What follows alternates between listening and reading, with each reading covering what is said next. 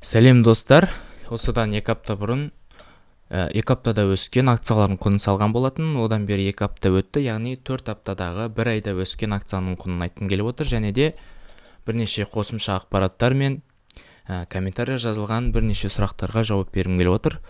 Мендегі 1 айда өскен жалпы акциялардың құны 89.807 теңге, яғни 90.000 теңге. Бұл акциядан өскен 11.245 теңге өсіммен қосылғандағы жалпы сумма болып табылады. Көріп отырғандарыңыздай, Кегок менде минуста, Банк оф Америка 3500 теңгеге жуық, Халық банкі осы мен алғаннан бері минуста жатқан еді, 2-3 күн болды. Плюсқа шыққанына Сбербанк 933, Форд 3014, Apple 3840, 4000 теңгеге жуық өсіпті. 52.149 теңге болатын. Мен осыдан 4 апта бұрын алған кезде қазіргі күні 55.990 теңгеге жуық, яғни 56.000 теңгеге. Осыдан 1 апта бұрын 59.000, 60.000-ға дейін шыққан болатын Apple'дың акциясы, ал қазіргі күні 56.000 десек те болады. Және де айта кететін қосымша ақпарат, мендегі дивидендтен түскен ақша құны 1063 теңге.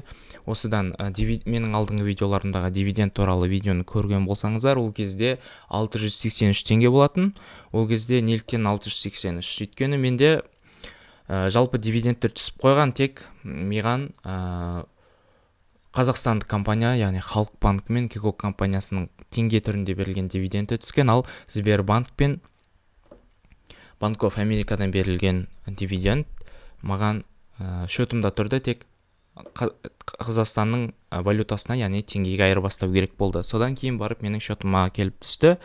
Мен оны қалай жасадым? Ол үшін кабинетке кіресіздер. Мұнда сіздерде, мен уже ашып қойдым, сіздерде бұнда яғни безопасность түрінде берілген, яғни ЭЦК, және SMS-ке пароль код келу арқылы сіздер аша аласыздар. Соны ашылғаннан кейін барып сіздерге мұндай функциялар орындауға болады.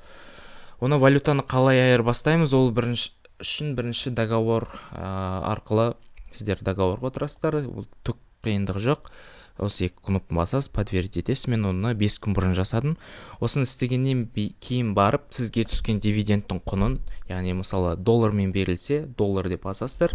Яғни мұнда, яғни қанша доллар сізге дивиденд түсті, соны жазасыздар. Мысалы менде 0.13 деп алсақ, келесін кезет, яғни Қазақстан валютасына ауыстырасыздар. Болды, подтвердить етесіздер. Мен бұны да 5 күн бұрын жасаған болатынмын. Осылай менде қалған жаңағы Банк оф Америка мен Сбербанктен түскен дивидендтің қосындылары жалпы 1063 теңгені құрап тұр. Мендегі жалпы таза актив менде 90.835 теңгені құрап тұр. Және де комментария жазылған бірнеше сұрақтарға жауап бере кетейін. Так, мынадан бастайын.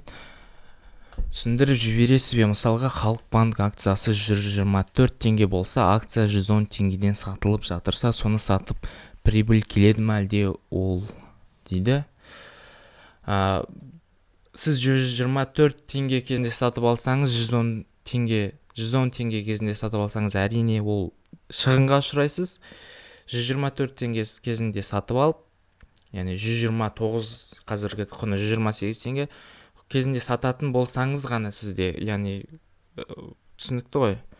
Аз көлемде болса шығынға ұшырайсыздар, көп көлемде болса пайда түседі. Бұл 110 теңге кезінде сатсаңыз, яғни сізге шығын келеді. Бұл сұраққа мен жауап беріп кеттім комментарийда. Келесі қайда тұрасың? Мен Астана қаласында тұрам. kc.kz-де сатып алуға бола ма акцияны дейді. Бұл акцияны сатып алу үшін сізге брокерлік компаниялардан брокерлік шот ашу керек. kc бұл Қазақстанның қалай айтса болады, торговая площадкасы деп айтуға болады. Қаржылық компаниясы деп айтайын. Және келесі сұрақ, 1 жыл толмайынша сатып алған акцияны сата аламыз ба сонда? 1 жыл жылдық пайыздары аз ғой дейді. Бір жыл бұл жоқ, ешқандай не жоқ, ешқандай берілген қатып қалған уақыт жоқ.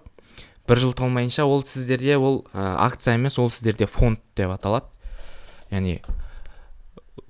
Яғни freedom.kz сайтында кірсеңіздер, акциялар және фонд деп тұрады. Фондта тек біз Freedom Finance компаниясының, яғни Freedom 24kz сайтындағы фонд тек бір компанияда тұр. Ол яғни 6%-бен берілген. Қазір сіздерге ашып көрсетейін.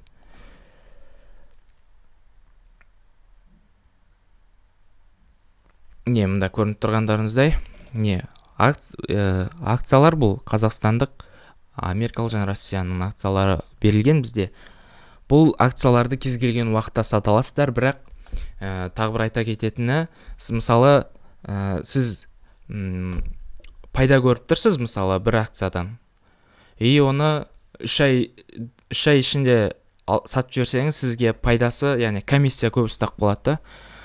Ал 3 айдан кейін сатсаңыз, сізге таза пайда түсіреді. Сол бір айта кететіні. Ал 1 жыл ішінде сата алмайды деген ондай ешқандай қатып қалған уақыт жоқ. Акциялар сатып аласыздар. Ал фондқа келетін болсақ, фондта бізде, яғни бұл бір жылға сіздер мысалы 58.000 теңгеге сатып алдыңыздар.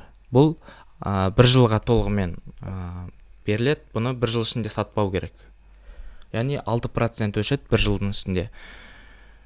Бұған мен негізі кеңес бере алмайтын едім, өйткені 6% деген өте аз. Одан көрі сіздер ақшаны депозитке, яғни қазіргі Қазақстандағы Kaspi.kz сайтынан, яғни Kaspi.kz арқылы оның жылдық проценті 8-де 6, 8-де 9% болады.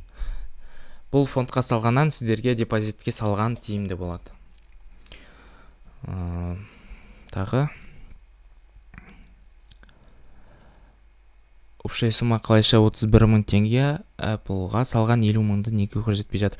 Бұны толығымен көрсеңіз, бұнда мен айтып кеттім. 2-3 күн мен сол күн алған болатын Apple-дың несін. Ол 3 күн ішінде түседі деп айтқан болатын. 3 күн ішінен кейін алдағы видеоларды көрсеңіз, маған Apple-дың акциясы уже түсіп қойды. Яғни бүгінде көрсетіп отырмын. Мендегі жалпы сума 89.000, 90.000-ға жуық. Қазіргі Apple-дың құны 56.000 теңге. Негізгі сұрақтар осындай. Және де қолдау білдіріп жатқандарыңызға өте көптен көп рахмет. Алдағы уақытта қазақша YouTube-ты дамытуға үлес қосамын деп ойлаймын.